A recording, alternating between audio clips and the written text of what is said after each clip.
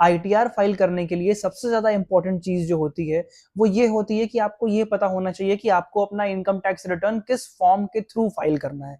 तो आईटीआर के बहुत सारे फॉर्म है, हम लोग इस सीरीज में एक एक फॉर्म को समझते चलेंगे।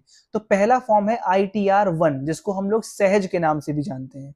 आईटीआर 1 का इस्तेमाल रेसिडेंट इंडिविजुअल्स करते हैं, यानी कि इसका इस्तेमाल सिर्फ रेसिडेंट इंडिविजुअल मेरे और आपके जैसे कर सकते हैं।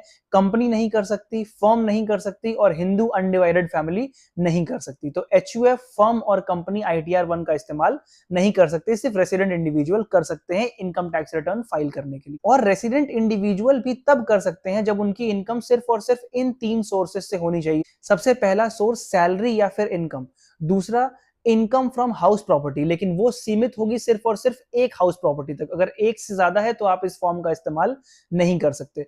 और तीसरा income from other sources. Income from other sources में हम लोग बेटिंग, गैम्बलिंग को नहीं लेंगे, हम लोग लेंगे इनकम फ्रॉम अदर सोर्सेज में जो आपको डिविडेंड मिलता है शेयर्स के ऊपर। तो इन तीनों सोर्स के इनकम की फाइलिंग आप आईटीआर 1 में कर सकते हो। ध्यान आपको यह रखना है कि इन तीनों सोर्स से मिला के जो कुछ भी आपको इनकम हो रही है वो 50 लाख रुपीज से एक्सीड नहीं करनी चाहिए। तो अगर 50 लाख रुपीज के अंदर है तो आप आईटीआर 1 फॉर्म का इस्तेमाल कर सकते हो। अब हमें समझना है कि कौन कौन से ऐसे एक्सेप्शंस हैं जिस केस में आप आईटीआर 1 का इस्तेमाल नहीं कर सकते। पहला एक्सेप्शन है rental income from more than 1 house property. मैंने आपको बताया एक हाउस प्रॉपर्टी तक है तो उसके लिए आप आईटीआर 1 का इस्तेमाल कर सकते हो, लेकिन अगर एक हाउस प्रॉपर्टी से ज्यादा है तो उस केस में आप आईटीआर 1 का इस्तेमाल नहीं कर सकते। दूसरा है agriculture income of more than 5,000 rupees. तो 5,000 रुपए तक तो ठीक है, लेकिन अगर 5,000 रुपए से ज्यादा है तो आप आईटीआर 1 का इस्तेमाल नहीं कर सकते। तीसरा, अगर आप किसी कंपनी के डायरेक्टर हो।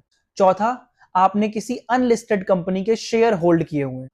पांचवा, आपको फॉरेन इनकम होती है। सिक्स्थ, आप ऑथराइज सिग्नेटरी हो किसी फॉरेन बैंक अकाउंट के। सेवेंथ, आप कोई फॉरेन एसेट होल्ड करते हो। एट्थ, आपका किसी फाइनेंशियल ऑर्गेनाइजेशन में इंटरेस्ट है। नाइन्थ, आपका कोई बिजनेस इनकम है। टेंथ, आपका कोई ब्रॉट फॉरवर्ड किया हुआ लॉस है पिछले साल का। और last, capital gain. Capital gain में अभी एक चेंज आया है। वैसे तो पहले कैपिटल गेन से अगर कोई आपको इनकम होती, यानी कि आपको लैंड बेचने से, मकान बेचने से, शेयर के खरीदने बेचने से अगर आपको कोई इनकम होती है तो उस केस में उसको हम लोग आईटीआर 1 में नहीं लेके जाते थे। लेकिन अब एक बदलाव आया है जिस केस में शॉर्ट टर्म और लॉन्ग टर्म कैपिटल गेन के केस में अगर आपको होता है 1.25 लाख तक का, तो उस केस में आप आईटीआर 1 का इस्तेमाल कर सकते हो और बाकी के केस में आप आईटीआर 2 का इस्तेमाल करोगे। आई होप आपको ये समझ में आया होगा।